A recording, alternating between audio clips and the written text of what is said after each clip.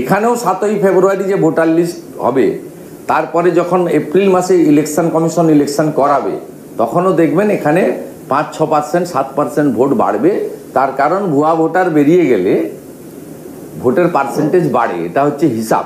আমরা একাধিকবার আমার ভোটে লড়া হয়ে গেছে, 3বার এমপি, 4বার এমএলএ, 7বার বড় ভোটে লড়েছি, ছোট ভোটে কাউন্সিলর ভোটে 3বার লড়েছি, 10বার আমি ভোটে লড়েছি প্রতীকে।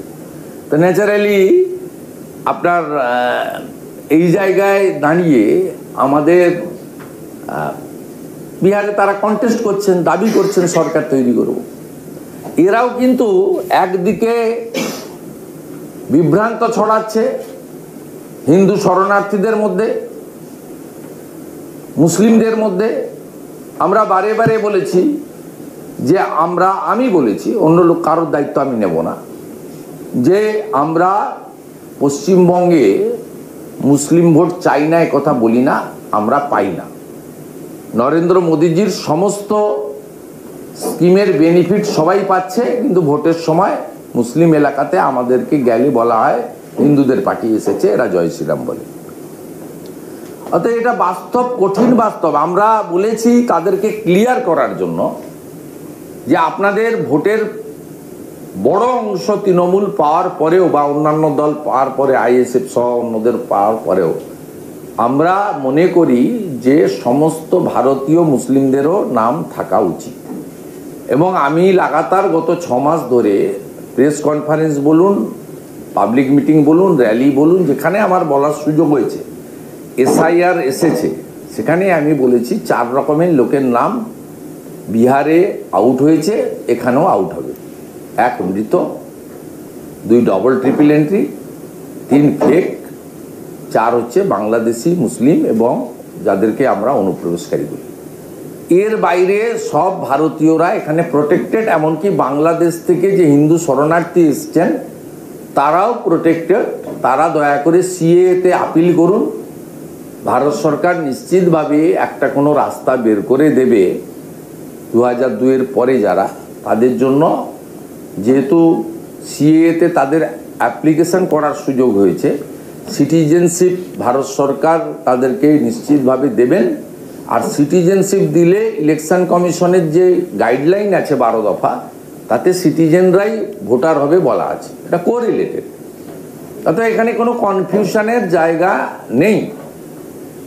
এরা এই যে আপনার অখিলেশ যাদব, মমতা ব্যানার্জিরা ঠিক কোভিডের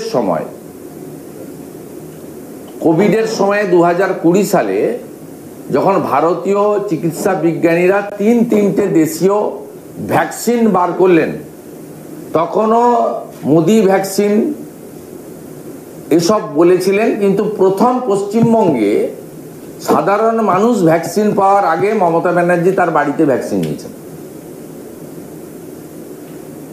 যারা বাইরে বলেছেন মোদি ভ্যাকসিন, তারাই প্রথম ভ্যাকসিনটা বাড়িতে নিয়েছেন। মমতা ব্যানার্জিও নিয়েছে, আর ওখানে লখনৌতে অখিলেশ যাদবও নিয়েছে। ঠিক এসআইআর এর ক্ষেত্রেও সবাইকে ভুল বুঝিয়েছে, নিজে এসআইআর ফর্ম নিজের হাতে নিয়েছে। উনার পার্টির মুখপাত্র জগবাংলাতে লিক করেছে, ওখানে তো জগবাংলা ছিল না, ওখানে পুলিশের সিকিউরিটির লোক থাকতে পারে, মমতা ব্যানার্জির অফিসের স্টাফরা থাকতে পারে। তাদের ক্ষমতা নেই, সাহস নেই যে জাগবাংলাকে বলবে। জাগবাংলাকে তো বলেছে মমতা ব্যানার্জি নিজে।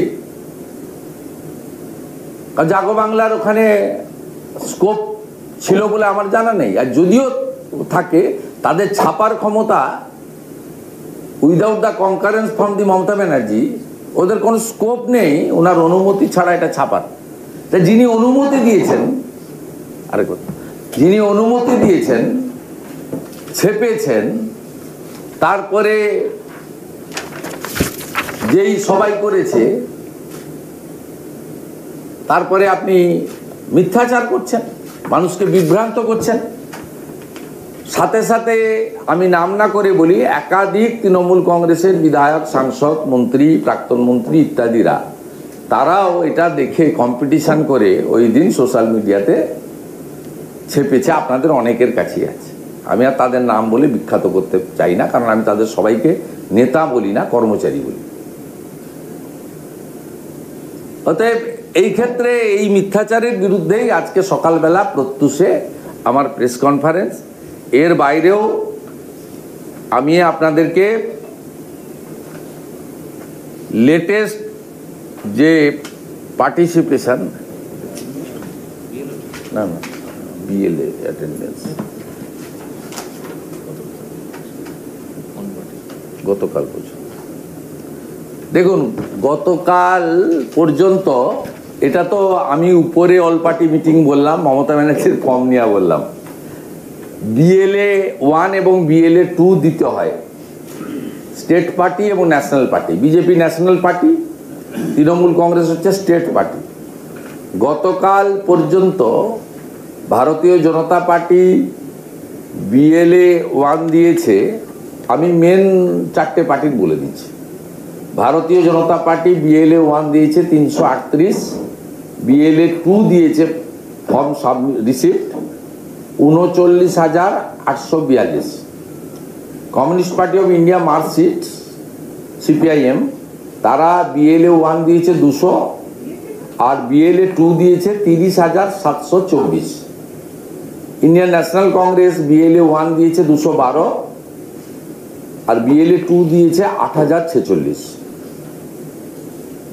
All India Trinamool Congress BLA 1 form দিয়েছে 163 আর বিএলএ 2 দিয়েছে 38,934। হ্যাঁ, গতকাল পর্যন্ত 39,842।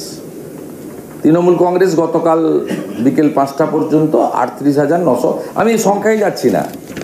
আমার বক্তব্য হচ্ছে তৃণমূল কংগ্রেস যারা এসআইআর এর বিরোধিতা করছে, যারা সিএ ক্যাম্পে যেতে না বলছে শরণার্থীদের, যারা মুসলিমদেরকে বলছে এটা এনআরসি, মানে এটাকে গরম করে রেখে 21-এর মতো আবার ভোট নিতে চায়, আবার মুসলিমরা পরিযায়ী শ্রমিক হবে, মুসলিমরা চিকিৎসার জন্য ভেলোরে যাবে, বাঙ্গালোরে যাবে, আরো গরিবকে মুসলিম শিক্ষিত ছেলে মেয়েরা চাকরি পাবে না। মানে আমি অন্যদের সঙ্গেও বলছি, বিশেষ করে আপনাদের টার্গেট করেই তো এনআরসি বলছে, কিন্তু যারা আপনাদেরকে বলছে এনআরসি, সেই লোকগুলোই কিন্তু পুরো প্রক্রিয়াটার মধ্যে যুক্ত হয়ে গেছে। গতকাল তৃণমূল কংগ্রেসের লেখা চিঠি ইলেকশন কমিশনে 38,934 বিএলএ 2, মমতা ব্যানার্জির হাতে ফর্ম নেওয়া, জাগো বাংলাতে খবর করা।